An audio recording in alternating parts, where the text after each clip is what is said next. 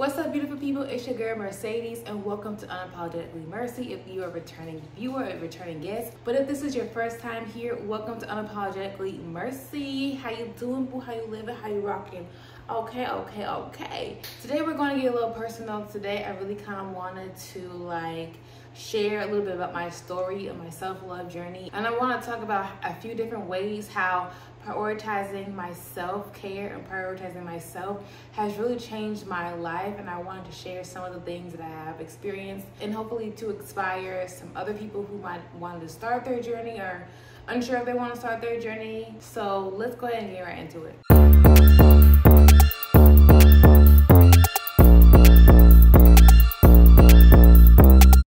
Before I even dive into a few ways that prioritizing my self-care or really prioritizing my self-love journey has really changed my life, I really kind of want to start off when I started my self-love journey. So basically I started my self-love journey, I'd say 2018, 2019.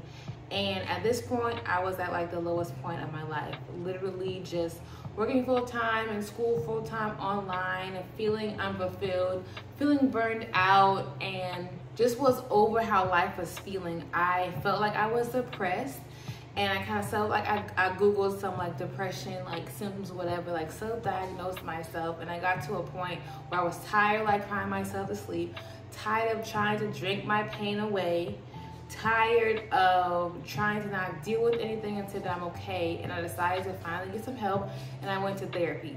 And when I say therapy actually really changed my life and helped me really embark on my self-love journey, it really did. When I first started going to therapy, I was spending some more time outside in nature, didn't know why it was happening, but I was just going with the flow.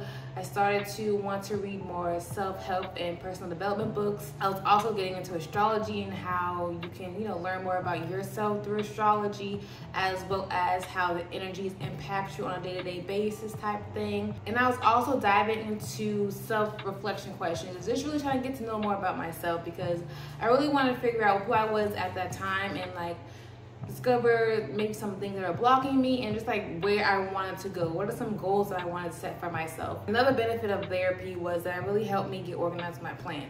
I was diagnosed with generalized anxiety disorder, and one of the things that my therapist recommended for me that's really catapulted and changed my life is really just to write a plan for the different goals that you have set in place, and do a pros and cons list, where let's say, because at the time I was in school full-time and I wanted to start my hair business. Well, I did start my hair business, and I was just overwhelmed, and there was just so much going on from doing all those different things. And so I was telling her I was thinking about taking a break from school, taking a little sabbatical, because I just was unfulfilled with school.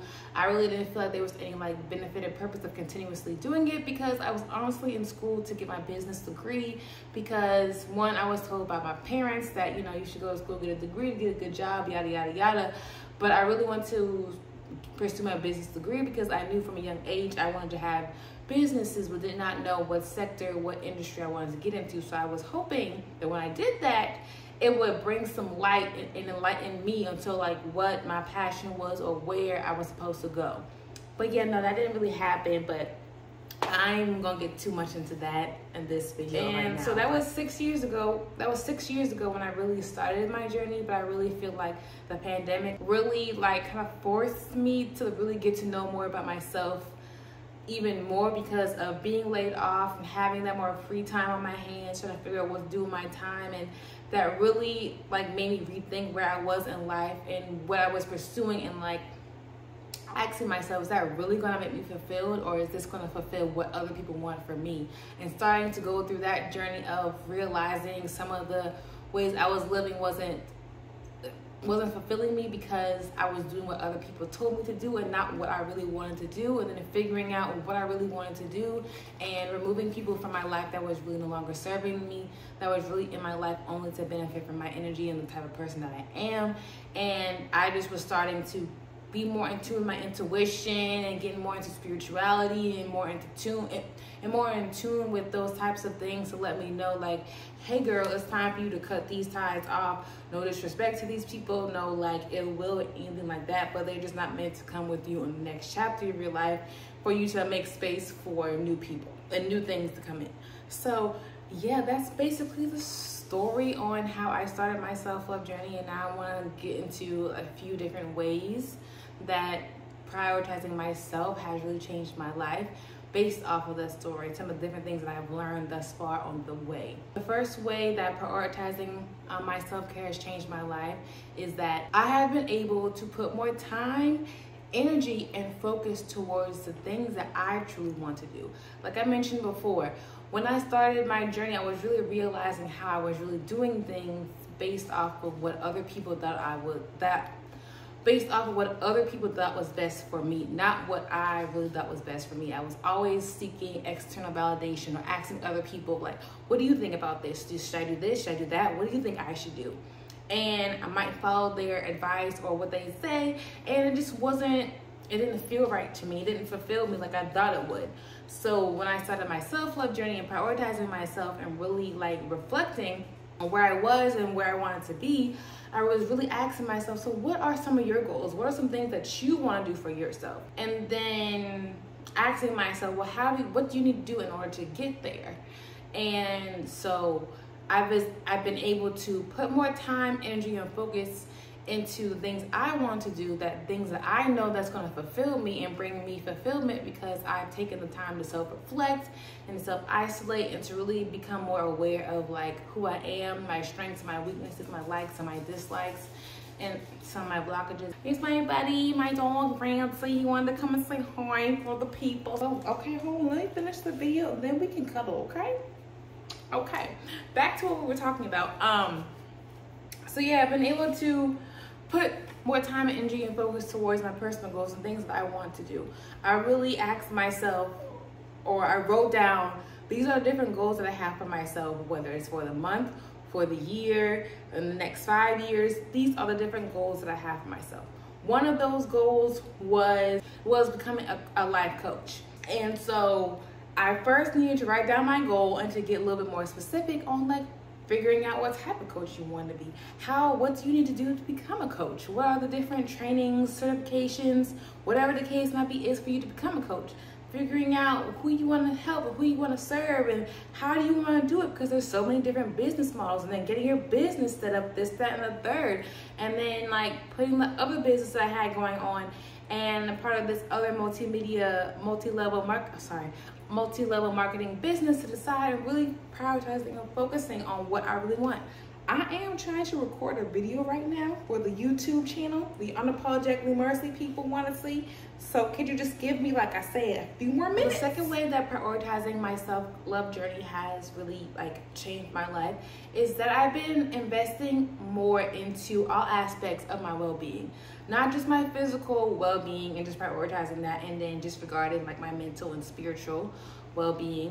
I've been making sure to prioritize my mental, emotional, and spiritual more than I have ever done previous to when I started my self-love journey. I was only really focused on the physical and aspects of like career, finance, relationships, platonic or romantic, but I was neglecting my own well-being. I was neglecting how I was feeling. I was neglecting traumas. I was neglecting all these different things that contributed to my physical life.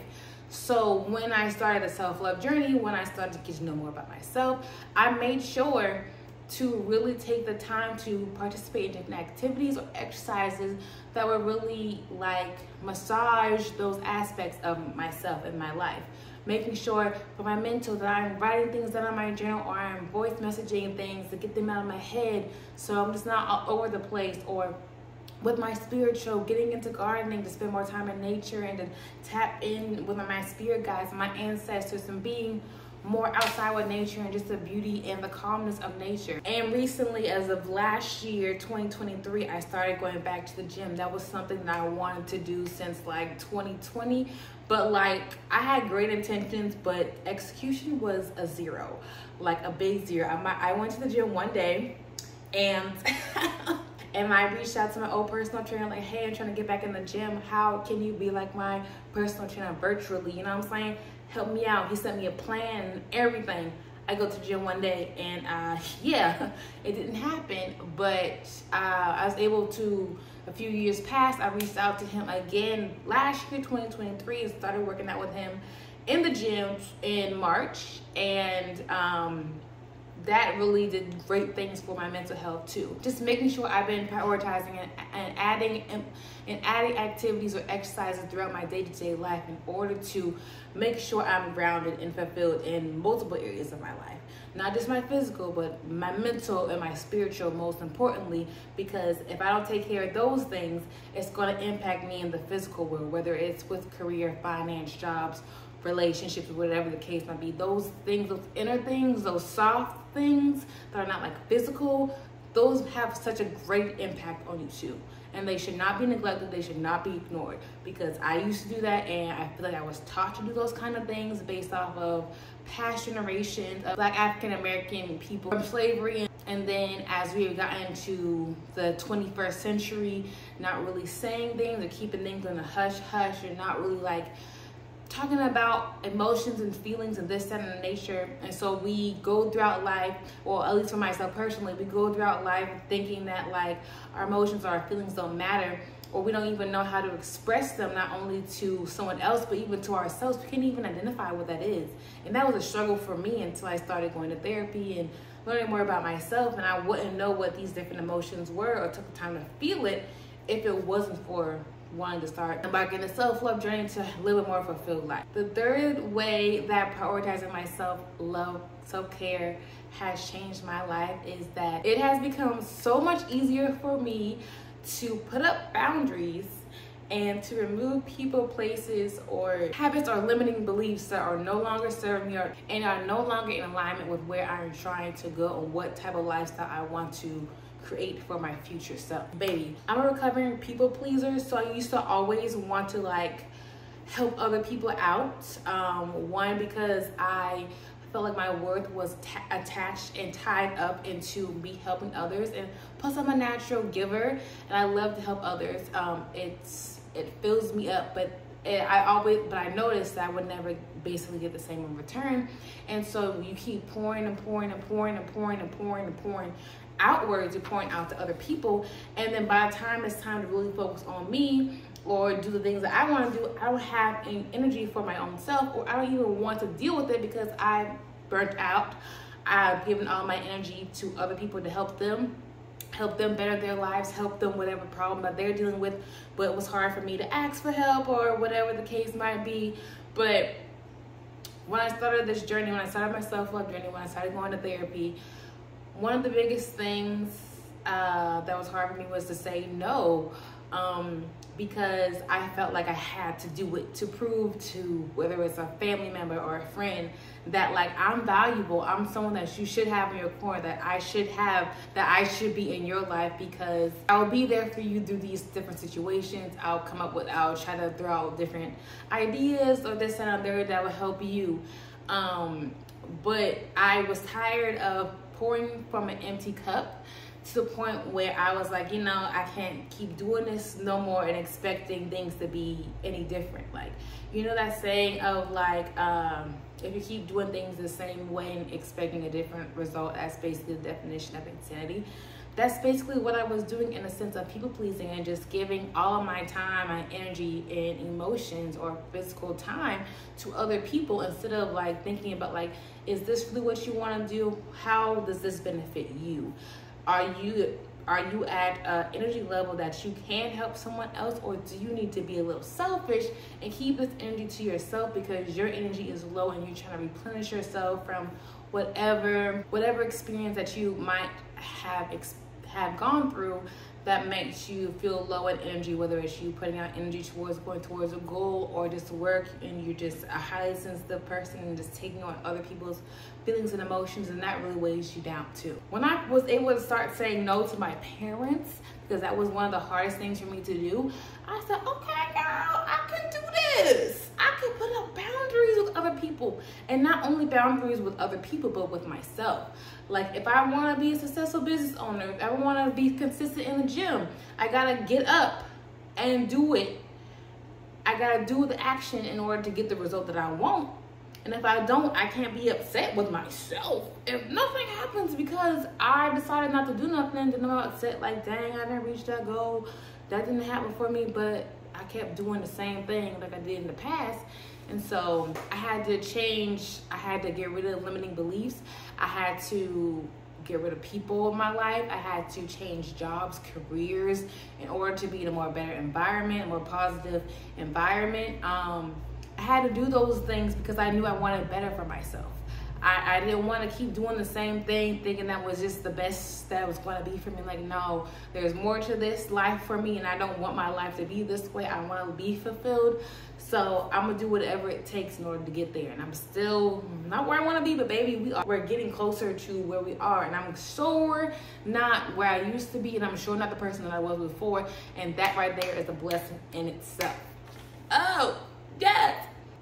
So the fourth thing that I have learned, or the fourth way that prioritizing my self-love journey has really helped change my life, I have been able to create more peace of mind, and that has helped me to embark and endure different challenges and struggles in a better way. I don't know if that makes sense, but let me try to explain. I'm typically the person that looks at things as like the glass is half full and not empty. I tend to have a more optimistic approach to life, not like a fixed approach to life. Regardless of whether it's a positive situation or a negative situation, especially in a negative situation, especially the more that I've tapped into my self-love journey, I have been able to really try to grab the positive out of a negative situation. Like, whether it's one little thing up in there, I'm trying to find the positive out of that situation. Not saying that I'm not allowing myself to feel those feelings, because before I would just soak in those feelings and let those feelings overwhelm me. I've allowed myself to feel them more, become aware of them more, and allow myself to feel them so I can heal them, but also to release them so that I can make space to fix this problem and solution. You know what I'm saying? Not just dwelling in the problems like I used to, or just not doing anything at all. Like, I'm doing something to solve the problem, whether it's me writing out a pros and cons list to help me achieve solving this problem or goal, or whether it's just me allowing myself to feel those feelings.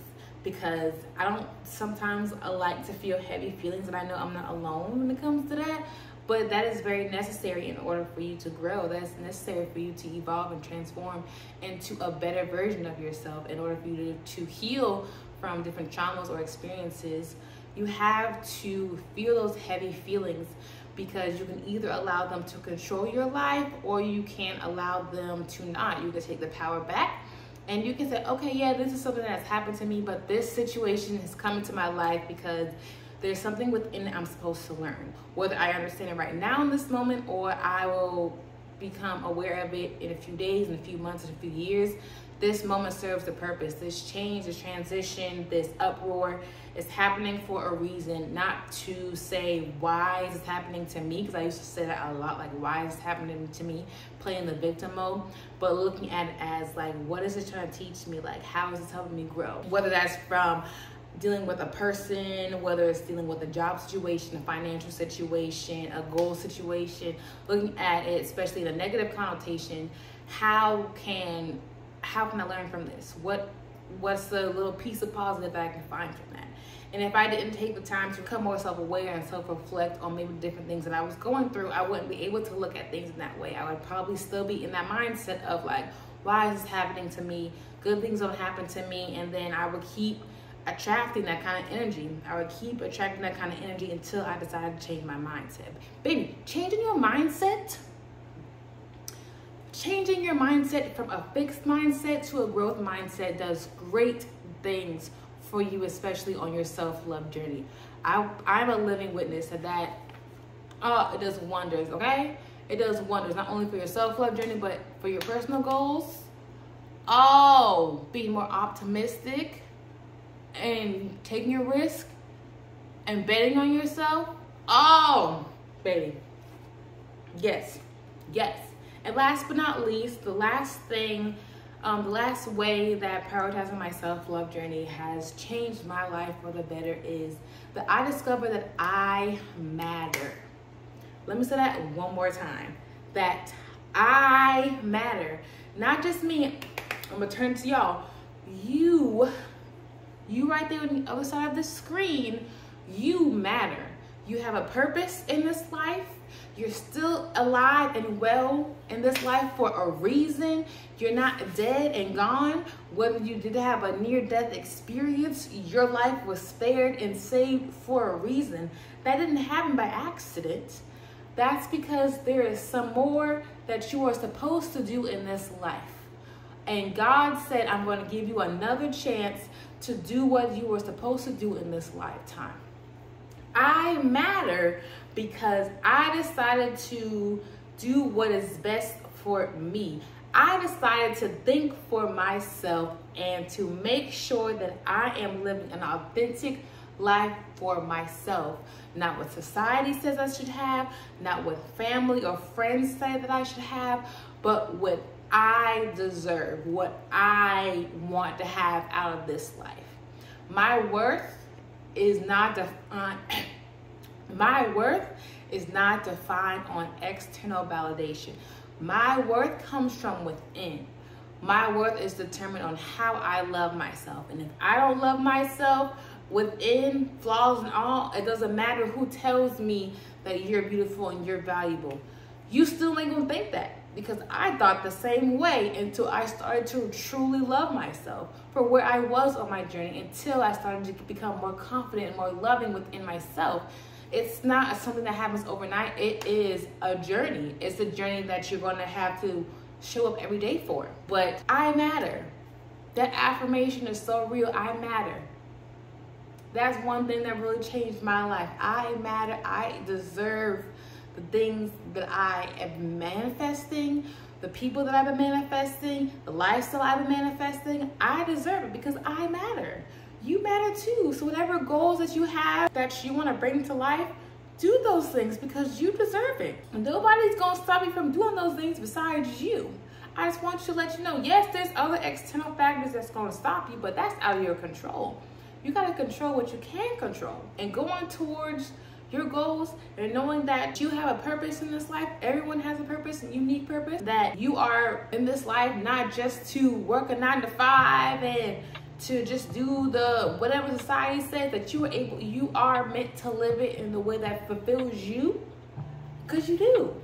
I just want to let you know that. So, and before I wrap this video up, I want to let you guys know that I am hosting a webinar, how you can transform your self-confidence in 90 days. If you are interested in putting more time, energy, and focus towards your goals, putting up boundaries towards people, places, and things that are no longer aligning with you, if you are trying to create more peace of mind, especially when you're dealing with other challenges and tribulations, this webinar is for you. And check the link in the description below and sign up for this free webinar so that I can walk you through the 5 steps in order for you to cultivate and start your self-love journey. And I'll also leave in the description down below any of my other self-love, self-care resources in the description down below. So yeah, you guys, that's really all that I have for you today. I'm really trying to like share more about like my self-love journey story and where things started and where things are now, and just some of the looking back on just some of the different things that's really helped change my life for the better. And I really just wanted to share those things with you, because in order to really live a fulfilling life for your own self, you gotta tap in within. You gotta get to know yourself. You gotta get to love yourself, and doing that alone, it's hard. So I want to let you know that 1, you're not alone, and 2, that I am here to offer some support and resources if you're needing it, especially if you don't know where to start in order to embark your self-love journey. So go ahead and click the link in the description down below to sign up for the event. And until next time, you guys, stay blessed with peace, love, and high vibrations. Continue to go towards your goals. Continue to affirm to yourself that you matter. And until next time,